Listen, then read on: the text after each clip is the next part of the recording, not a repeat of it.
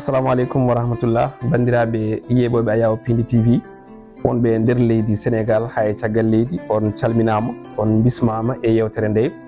no gowɗen wadde kala e saaha ko arde ɗo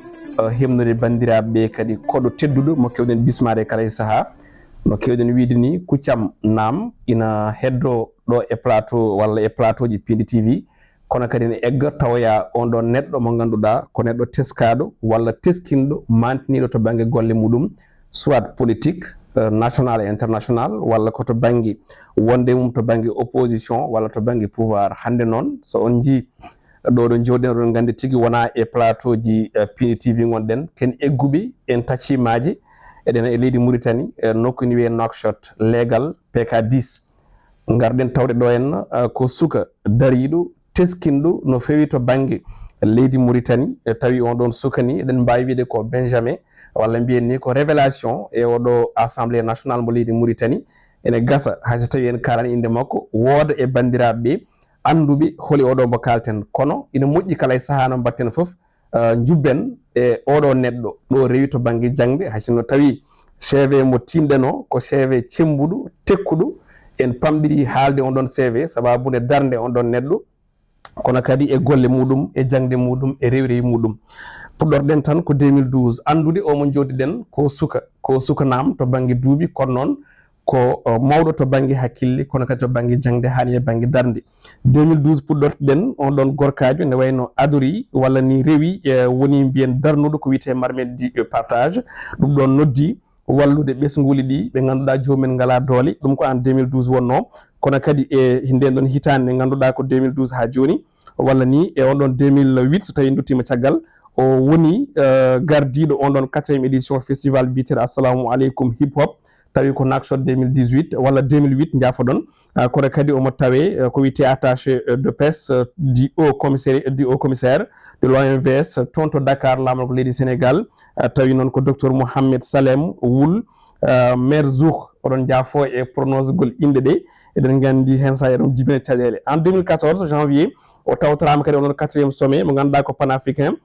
des jeunes leaders des nations unies manam tan on ɗon neɗɗo walla on ɗon suka tawtorama nden ɗon jonde sa yiiɗi mbiya lulde nde ganduɗa nde ko hakkude leyɗele tawi huufi ɗum ko fedde gotago windere nde hono ONU gam ɓen ɗon sukaɓe Afrique en 2015 ene wayno o woni o tawtorama mbiyen formation en civique leadership deuxième section mo ganduɗa ko centre régional biteɗo Yali on ɗon suka kanko kadi ne wayno o tawtorama gueɗe kewɗe ganduɗa ɗe kanko ni darni ɗum hoore makko e oɗo CV mo ganduɗa mo timɗen hayso tawi en diwat mbaɗen taɓal gam so en jopima walla en mbi eɗen ɓafta onon CV foof ene gasa joni joni o mbawen jirde ko joguiɗen ko to banggue ha joni toɓɓe kono kadi mo joɗiɗeno ko jaydiyanke saabu o yalti ko duwal ne wiye sesti toon to duwal jaabi haside ngal Dakaru duwal jaydiyankoɓe omo jeeya kadi e adiɓe ɗowde jewte e haalirde wotere ne wiye hono télévision Sahel mo ganduɗa ko télévision privé gadiɗo ɗo e leydi Mauritanie tawi ñiiɓi ko ɗo e Nouakchott lamorgo leydi Mauritanie haysomi haali ɗo ina gasa bandiraɓe ganda holi omo joɗiɗen kono moƴƴata sonande komi konngol o wawa salmodirde bandiraɓe yewoɓe yewtere Kuccam o wiyete ko honorable Rali Diallo. Monsieur l'honorable, assalamu aleykum. Seydi An mi salminima mi jurimama mi salmini bandiraɓe yeɓoɓe men ɓe foof jafoɗami noon no jangguirmi ni CV o ene gasa tawi won hen ko ndiwmi ko ɓuuri ko wadde fayida e to banggue rewi maɗa so tawi won ko ndiwmi ko ɓuuri ko mantinade tan jubbana hen bandiraɓe ko adi keɗen naata yewtere nde. Bon mi wonino to wiyete secrétariat exécutif national de lutte contre le sida mi waɗi toon 8 ans et 10 mois comme responsable du département de communication ha Allah waɗi noon namdimi départ volontaire am nattumi ligga toon battumi ligganade hooram ɗum tan jinnomi ɓeydude hen kadi bon mi janggumi Dakar mais mi janggani sesti janggumi ko Sénaytec woni ko sar université de Sahel ancienne piste Mermoz tigui voilà ko noon ɗum noon en paami o waɗani en rectifié kanko e hoore makko oɗo suka mo jooɗiɗen jibina ko 31 lewru décembre 1988 on paami mo jooɗiɗen o ko suka to banggue duuɓi kono ko haqqillante mawɗo to banggue haqqille muɗum e jangde muɗum saabu oɗo CV mo ganduɗa ko tekkuɗo no fewi yewtere Kuccam ɗo e Nouakchott lamorgo leydi Mauritanie kodo meɗen ko honorable Khalil Diallo. Honorable Khalil Diallo no mbimi ni ko suka teskaɗo mbiyen ko Benjamin mo ganduɗa o ko oɗo assemblée nationale leydi Mauritanie révélation sa yiɗi assemblée leydi Mauritanie ko ɗum ni jeeyi sababu addi en ɗo e galle makko yewtidde makko o jaaɓi bismade en jabtade namde men. Monsieur l'honorable, so tawi mi wima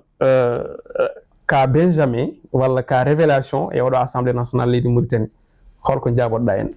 eyyi mbiyatmi tan ko farani yontu ɓe mbi sa ɓooyi wadde hunde ha Allah nannima ɗo poɗɗa nadde kaala teskeɗa keɗeɗa naneɗa ɗo poɗɗa tan ko yettude Allah jetta yimɓe dusɓema waɗɓema ha jettiɗa ɗo jettiɗa ɗo e ɓaade noon yimɓeɓe ƴetti hoolare mumen dokki men sen jeehi suudu sarɗiji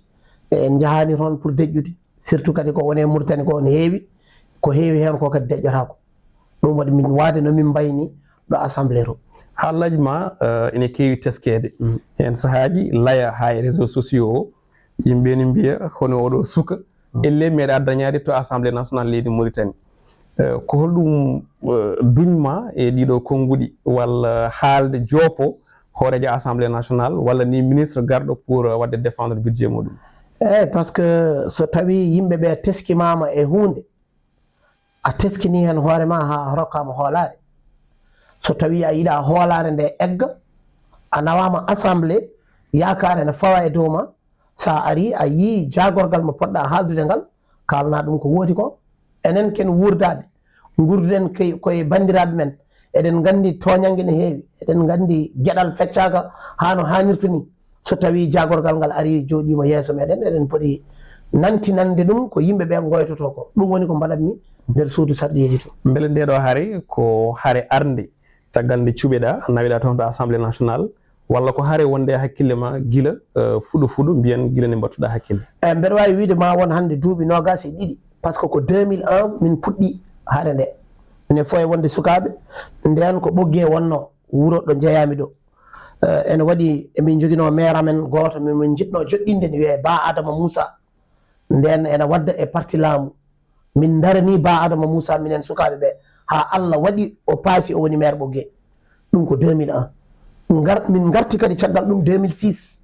kanko e Yarhammum bammen si Samba Kellel kañum wonno député ɓoggue min daraniɓe kadi min mbi ko ɓe min jiɗi o joɗano min mairie o joɗano min suudu sarɗiji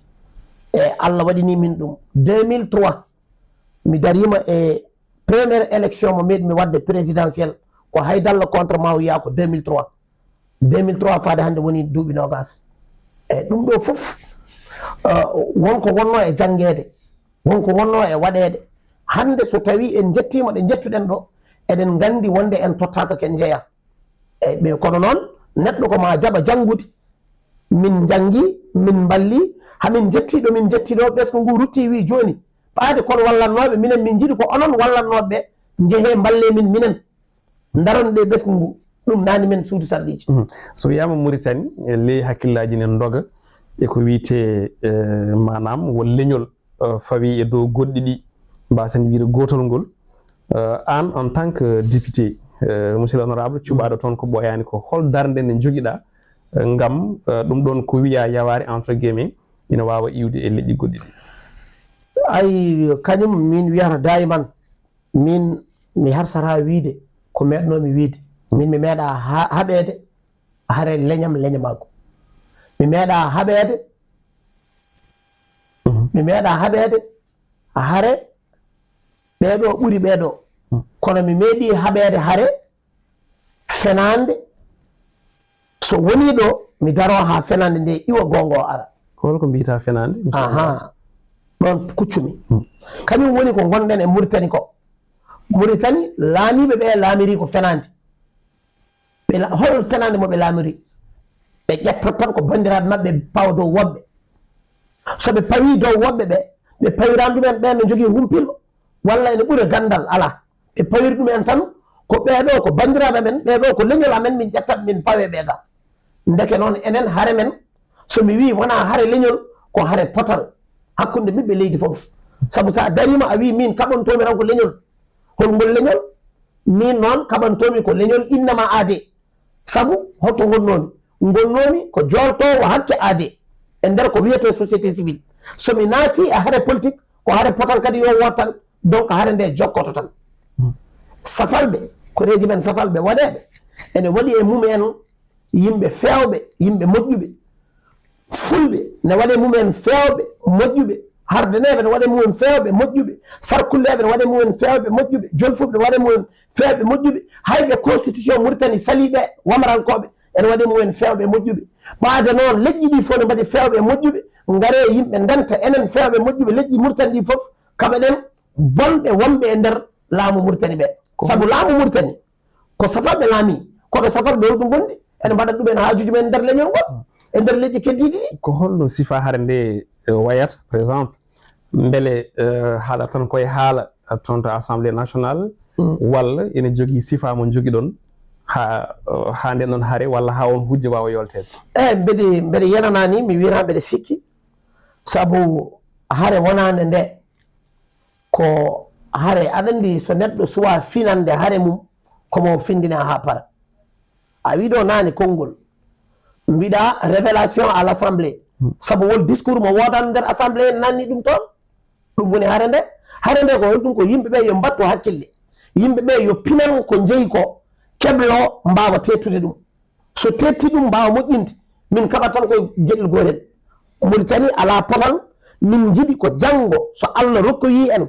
ƴettude docteur Lo Bayde walla ƴettude goɗɗo en mbaɗi ɗum gardiɗo leydi ndi taw wona tan gardinɗen ko bandiraɗo ala gardinten ko pondowo hakkude ɓiɓɓe Mauritanie o ɗum woni haare nde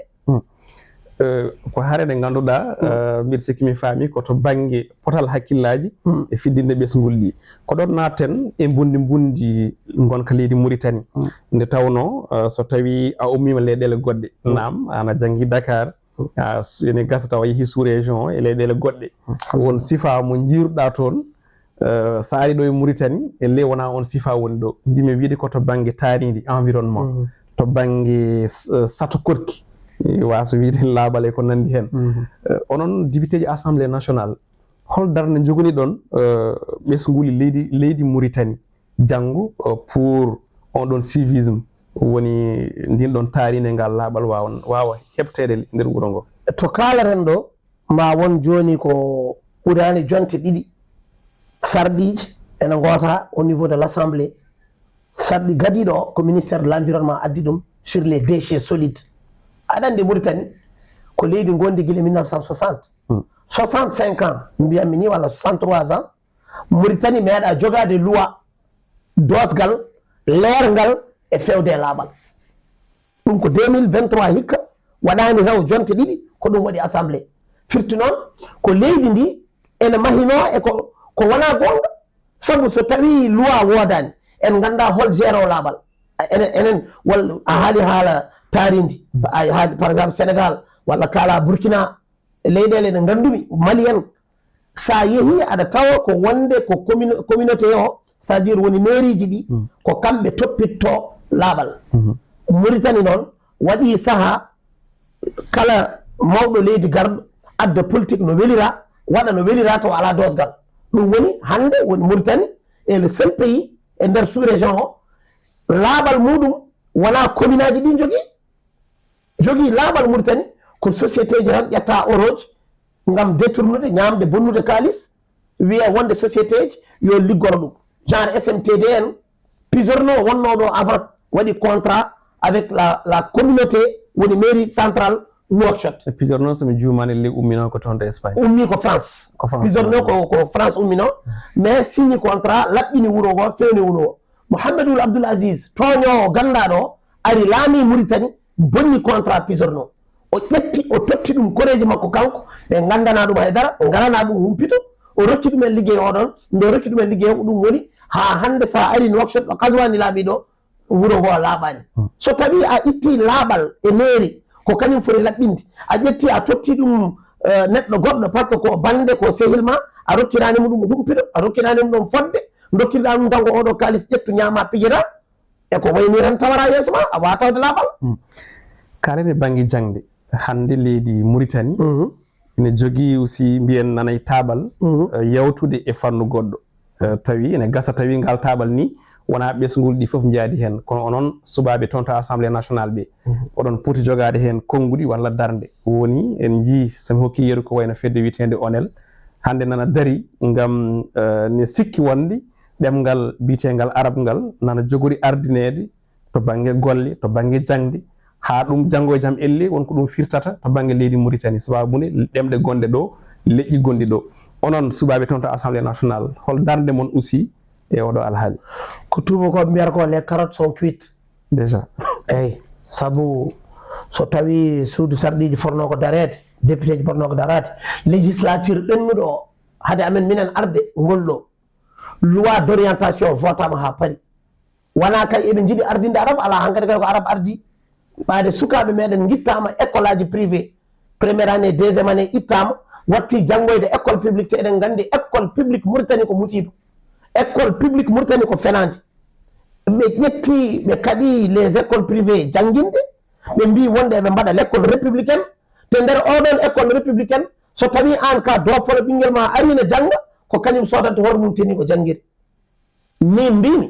ko Mauritanie wona question arabe o ko laamɓe Mauritanie jiiɗe bonnude feere hakkilantagal ɓiɓɓe Mauritanie ɓe ngala doole ɗe ɓe gaddani ɓe systéme woni la loi d' orientation pour bonnude koɓe jahata ko ɓe mbasa jangguinde ɓiɓɓe mabɓe kamɓe ɓe pewjani koye mabɓe e nder loi d' orientation ɓe mbaɗi hen exception ko ɗum so tawi ɗi e jibina ko caggal leydi ene jogui kayitaji caggal leydi omo jogui droit janggoyde école privé minen noon hakkude amen minen ɓiɓɓe Mauritanie naɓe emin gandi ɓuuri wawde dañde sukaɓe jibinaɓe caggal leydi ko joguiɓe laamuɓe enen ɓe mbiyaten éducation ɗo ministre de l' éducation ministre secrétaire général gouvernement ministre premier ministre e hoore mum président de la république ɓe fo hakkude mo tanum mo baɗum e mo ɓiyum woni école française walla woni école turque walla woni école américaine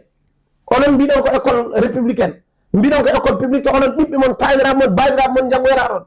hol janggoyama tan ko ɓiyam min janggat toon walla ɓi docteur Lobayti walla ɓi Banoor walla ɓi goɗɗo e goɗɗo firti ko honɗum leydi ndi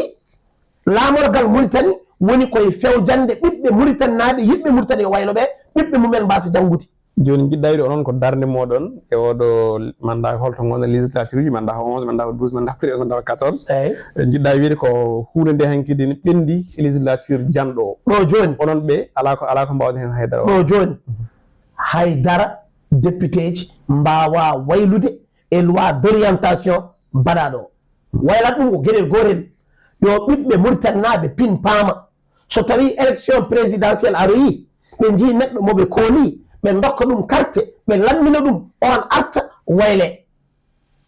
so tawi ɗum wayla ka haydara waylani ɗum janggo so tawi ene wiye élection ngaji présidentielle 2024 fin 2024 ene jogori yuɓɓinede beele Mauritanie naaɓe ne mbawi ɗaminade candidature honorable Ali Diallo ɓe mbi ɓuutaɗo waɗa ko dolde waɗi ɗum ko dolde ɓesgu resdi kam législature mandat duuɓi 5 e welede Allah 2028 inchallah ko joni fuɗɗa yimɓe ɓe ne belti kono kadi neɗɗo yo jogo hakkillantagal o wasa foɓɓenede haw yalta dingaram yo yimɓe ɓe goppidam e koɓe ndesdimi ko hami moƴƴina ɓe mbawa miijanade mi goɗɗum ɗum ko yimɓeɓe mais an miijoma est ce que aɗa miiji wonde candidat 2024 miijam min mi wawa ni wonde candidat saabu duuɓam jaɓaka so tawi a ala duuɓi 50 dans la constitution de la république islamique de Mauritanie a wawa wonde candidat mo ala duuɓi wonde hunde kam mi wiyata mbiɗa yiɗi wonde donc te déjà exclu de course d' accord garten seeɗa e politique leydi ndi ko ɓooyani nana wona joni jonte ɗiɗi ha tati mataw gonnoɗo hoore leydi ndiɗo Mouhamed Ould Abdoul Aziz ene doganno e ñawoje finalement ñawore Nouakchott fawe makko duuɓi 5 e kaso wondude amande kalis kewɗo to banggue ogiye mi wawa tongude ɗum 500 millions voilà donc noon donc ko holno jiiɗa nden ñawore beele ko ɗum beele ko ñawore nde poɓɓanɗa walla ko ñawore nde fotano wonde min mi wiyata ko ñawore nde poɓɓantumi kono kadi mi wiyata ko ñawore nde fotani wonde hol ñawɗo hol yon ñawɗo Ould Abdoul Aziz ko kolaɗo makko ko sehil makko Gazwani Gazwani e Mouhamed Ould Abdoul Aziz ko sehilaɓe kamɓe mbiyatno murtaninaɓe cehlagal mabɓe ko duuɓi 4 so tawi kamɓe ñamnoɓe murtani bonnunoɓe murtani ɓe kaɓi hakkude mabɓe min hol goƴam hen ɗum ko goo fannu goɗɗo o min mbeɗa jaggi wonde wona procès ko règlement de compte holko saabi kam wiide noon saabi kam wiide noon ko on mbawa wiide oɗon ñaawa gardinoɗo leydi oɗon goppa wondunoɓe gardinoɗo leydi no badde mum ko ɓeɗa ɗum ko fannu goɗɗo o waɗaɓe liste wiyanoɓe kamɓe fof ɓe ñaami en pini subaka kamɓe fof ɓe goppama Wul Abdoul Aziz Gor jagga soka firti ko règlement de compte so tawino kay ñawore no forno wonde ko ñawoɓe ɓe e koye mumen ñawdorenne o e noɓe ñaawi ɓe so ɗum waɗani firti koye fijirde tan wona e minen noon emin jogui priorité goɗɗo o ko kamɓe wonɓe ɗo henne ɓe kamɓe les remplaçants match football fof ene waɗa remplaçant Aziz joui 90 minutes mum woɗɗinani sehil makko addama yo joue 90 minutes woni remplaçant kono ko remplacé ko haydara waylaki hen firti ko kanko Kaswani e Mouhamadoul Abdoul Aziz ko kalnomi guila o sowa wonde président ko ɗum ran kalaɓe hande 2023 o moƴƴinani taw o moƴƴinta neɗɗo wawa fammindeni kanko omo wawi moƴƴinde neɗɗo wawa fammindemi ɗum o moƴƴinani mo wonduno o moƴƴinani so tawi o nangi sehil makko o mofti ɗum nder prison kadi wona prison emin nanuma nder galle nder école police aɗa surveillé aɗa woni toon walla aɗa woni e lawol sukuk aɗa surveilla aɗa détourne des milliards kono noon ɓi miskina Allah mo yummum yeyata gawri walla yeeya lacciri o so wujji lowcol mburu omon nanna e prison darna in omo waɗi toon duuɓi 5 o ñawaka dow fenande holto ñawoɓe goni ɗo fenande woni ɗo fenande nehi ɗo fenande fewja ñawore moƴƴere wawa wonde ɗon ɗum woni ko laamu Mauritanie ko ɓoyani ko leydi Mauritanie walla mi wasa wiide mataw leydi Mauritanie mbaɗi kuuɓal kono tawde woni ko laamiɓe ɓe mbi ina marque ko wiyete ko solidarité hakkude mumen e ɓesgu Gaza no mbiro toon mataw français wiya ɗum Gaza toon to Palestine wonde kala député ene foti wode ko ittana e banggue jobdi muɗum hokke ɓesguli ɓen ɓe Gaza tampuɓe to banggue piyanɗe kam e saruji leydi wiyetedi Israël min nanini hen haala ma hewka a wullino hen an e nandoma en kono elle won miijo yalti wonde won certaine député tawi ko woɓɓe ɓe jaadani e systéme kollitino wonde kañumen ina jaadi e on ɗon fannu holko jaɓoɗɗa ɗum en tant que Mauritanianajo ga e Mauritanie lobbiniɗo ga e banggue fond ina miijo to en wallude ɓesgu Gaza waɗan ɗum ko yewti ko e sunu walla waɗan ɗum renina ɗum kayit to banggue ket ngam yo fofto et puis ɓesguli Mauritanianaɓe elle wonko ngakkira machallah nane mi wino ɗo wadde min kaɓanto ko hakke aade nane mi haalin ɗum e émission he mbeɗa yiiɗi bandiraɓe ɓe paama wol wiɓe Gazanaɓe porani wallede Palestine naɓe porani wallede saabu Mauritanie waɗi rofolɓe ɓe ngala haydara walla ne waɗi toñaɓe kono il faut ko yimɓe lerna ɗo seeɗa holko yimɓe lernata ɗo Amérique France Belgique ene jogui balle mo dokkata Mauritanie dokka Sénégal dokka Mali dokka Afrique foof kamɓe eɓe jogui yimɓe hoɓɓe beddaji les SDF nan France aux États-Unis les homeless nana mbayno kooca min jeehiroɓe min gandi ko woni toon firti ko wiyete politique de soutien politique de développement nawdaka e ɓeɗo porani wallede par ce que min jogui miskineɓe ɗum mi jaɓani ɗum min ɓe ko innama aadeji kadi haare Palestine ko haade julɓe yo ɗum leer ɗo Beytul Maqdis woni enen mbiyata Juma al Quds kañum wonno ɓible julɓe toon juulere noon ha Allah feññini Makka ɓaade noon ɓeɗon ɓe mbiyama e nder diine eɓe poti wallede wallude ɓe bonani hersinaki kadi laamu meeɗa fewjude député ji yo mballu ɗo kadi yo ɗum leer ko député ji jooɗi mbi ene pewje feere ƴewde kajje jobdeni mumen go foof 100 000 éméro ɓe mbawa wallide ɗum no ɗum wiyande chaque parti joguiɗo député ji mum président mum tintina min kalana minen emin balla miskineɓe men gila kasga waɗani gila haydara waɗani wona mbiɗa ɗo nane nder CV 2012 min mbaɗa action humanitaire c'est ça wonde noon ɓaade min kaɓonto ko ina maade min mbiɓe min haali mbimi taƴane kam hen temedere ujunere dokke kasanaɓe min ɓe rokkiɓe min rokki beeli ɗum hakkille ne jaɓa mi gaynani mbeɗen arema walla mi accuma mbaɗa question ma bisimilla min mi taƴi temedere ujunere dokkimi kasde kono hade mi rokkude kasde miñiraɓam mbaɗi ɗo henne distribution fourniture scolaire to ko 100 000 dokkumi avant 100 000 mbi mi rokki ɗo 500 000 ndo bandiraɓe enen 28 novembre koreji meɗen les orphelins les veuves mi yehi toon dokkumi 500 ujunere feccere salaire am komi gaddinoɗo mbeɗa rokka feccere salaire am chaque fin du mois so tawi a wawi rewde Allah mbaɗirɗa ko fi sabilillah wa rasulihi wat ɗum haydara bonnata ɗum ko fannu goɗɗo o minnenne kadi ɗum ne rokka min doole to assemblée o janggo e jaam so 28 novembre goɗɗo aroyi min darima min mbi yimɓeɓe taƴi e jobdeli moɗon gofo temedere ujunere dokken ɗum miskineɓe meɗen so woodi saliɓe ma min mbi ko ɗum min mbino wonde on dokki toon yeeru donc jiɗɗa e way comme ko hunde fof ma waɗa yeeru ko ɗum pittol ngol gonɗon e tuufade e adduɓe ngoɗo miijo ko on hakkille ma jaɓirta Ibrahima Dawoul Beydi waɗa conférence de presse lurdo miijo mon ngoɗo mi yiɗa nadde e détail mi haali ñande en mi refta hen ala député taƴanaɗo jobdi muɗum nder assemblée taw rokkan yimɓirode wonko hakkille jaggara wonko hakkille jaggaram mi haala bisimilla an ɗo liggorɗa télé Pindi TV ɗo ko an kaɓe ma wawa tagde salaire ma yimirede bien sûr wadde goppe yimɓe nana kalen goɗɗum donc mi sikki ɗon laaɓi kalene ko puɗɗaɗo jubbude seeɗa kala nogas e jeetati lewru novembre nde arti e nder windere nde ɗo e leydi Mauritanie ina mawnine fête de l'indépendance leydi ndi guila 1960 ha 1990 ou 91 ɗum wayli waɗi mawninoɓe weltare waɗi mawninoɓe sunare ko ɓenniɗo henna ko en jii duuɓi ne ɓenniɗo kala e saaha ko pooɗe duure ko fitinaji hakkude won e leƴƴi e laamu ngu wonde on mawninta komin mawninoɓe seppuji mbaɗa wooda fiyaɓe wooda gañaɓe beele onon député ji ɗi ganduɗa ko hetiriɓe to banggue haɓanade foddeji hakkeje bani adama ha tengɓe ɓe leydi Mauritanie oɗon piiɓi hitande ma ara kofon juuɗe moɗon mbiyon min tampi mamin ngabbu mawninde fête de l'indépendance leydi Mauritanie walla on jokkaɗa haare 28 novembre ha joni ko kalnomi nane ko daraniɗo hakke aade wawi wallude Palestine o darano hakke aade o wasa daranade ɓe warana nannaki guila dawi dawa komin meɗɓe daranade haare min mawninta min peetata komin sunoroɓe saabu so tawi koddiɗo ma waranama ko an warana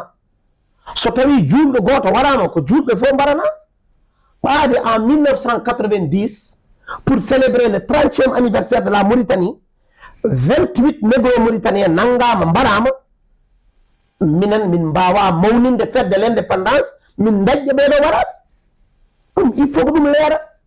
ko ɗum waɗi amen minen guila min cuwa yettade parlement min cuwa wonde député ji komin meeɗo darnat ɗum tan hay oɗo 28 nde yimɓe dari nde ko yeeso mabɓe ɓe tawi min darde mabɓe donc noon découragé ade walla wiide mi woppi walla non ɗum ala hen kono noon tubakoɓe mbi y a plusieurs formes de manifester bien sûr ko hol peeje jogani ɗon jimmi wiide aɗa andi hunde koko jokkata par ce que laamu ngu ko jokkata mawnide 28 novembre ngam indépendance weltare on banggue ɓen waranaɓe ɓe rewɓe mumen walla mbiyen ɓe worɓe mumen mbara e sukaɓe wontuɓe hande ɓe bayeji walla aliyetimeɓe ɓen koko jokkinta mawnide koko jokkata mawninde nden ɗon sunare yawde hono monen oɗon député ji assemblée nationale dariɓe on ɗon fannu ɓe beele oɗon mbaɗa proposé laamu ngu yo fête de l'indépendance dirtini walla yo ɗum ga waɗe ko wiyete ko reconnaissance avant emin propose yo fête de l'indépendance dirtine walla yo reconnaissance walla dey waɗe le 27 ni par ce que ɓen mbaɗano ko le 27 jamma 27 wonko adi ɗum ko waranaɓe yo dokke hakkeji mumen d' abord vérité réconciliation an a wawi wiide dirtinen indépendance walla mbaɗen dey taw waranaɓe ɓe keɓani hakke mumen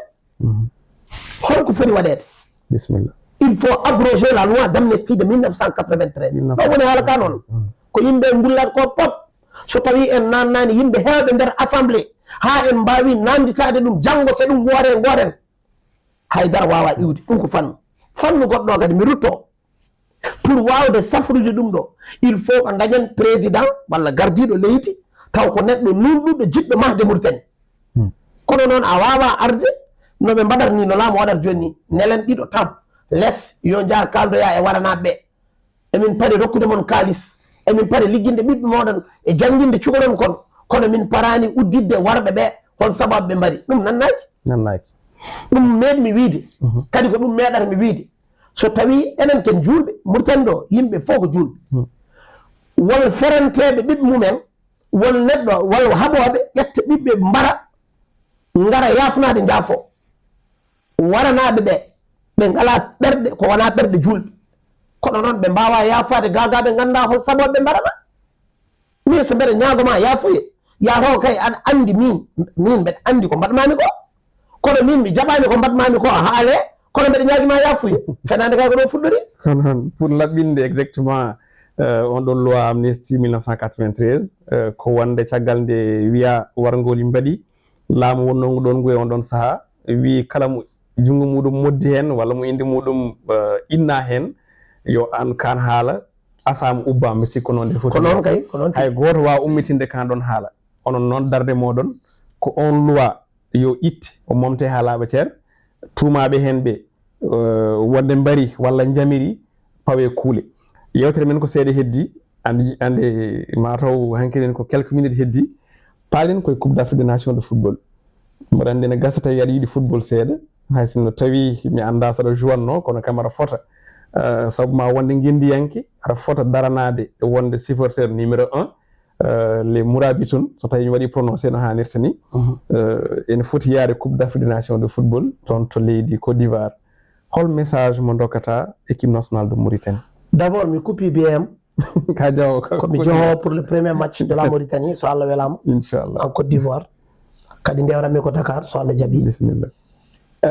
ko wona ɗum ko équipe men équipe nationale Mauritanie ko minen jeeyi ko weltare mawde nande wonde équipe amen watti jogade un certain niveau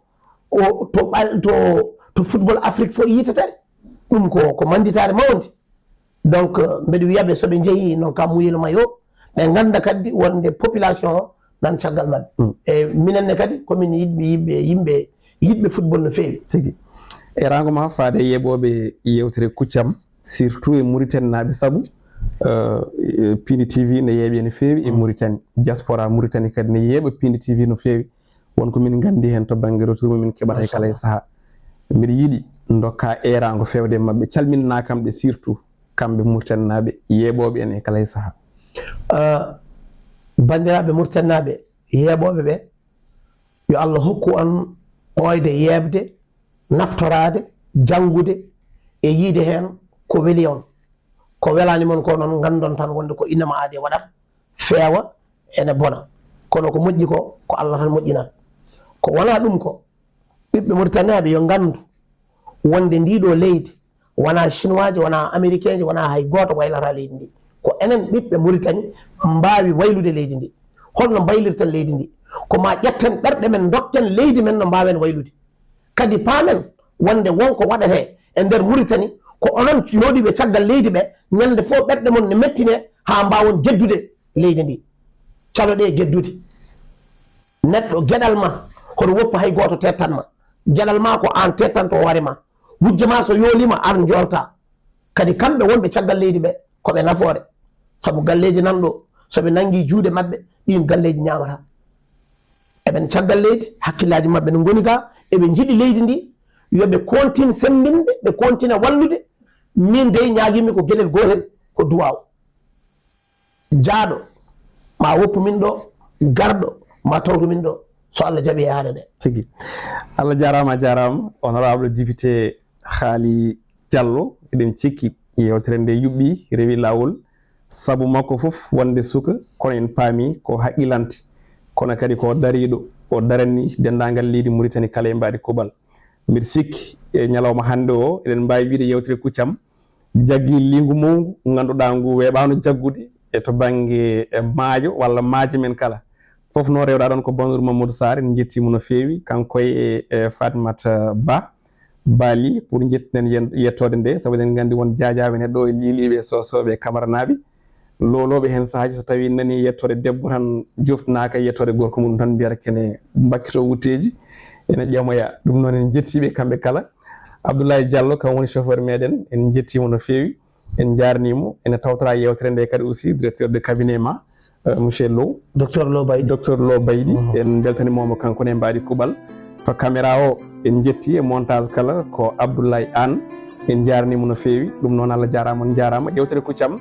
hokki on aade sahaji goɗɗi oɗon mbawi wadde réagir to banggue kuccam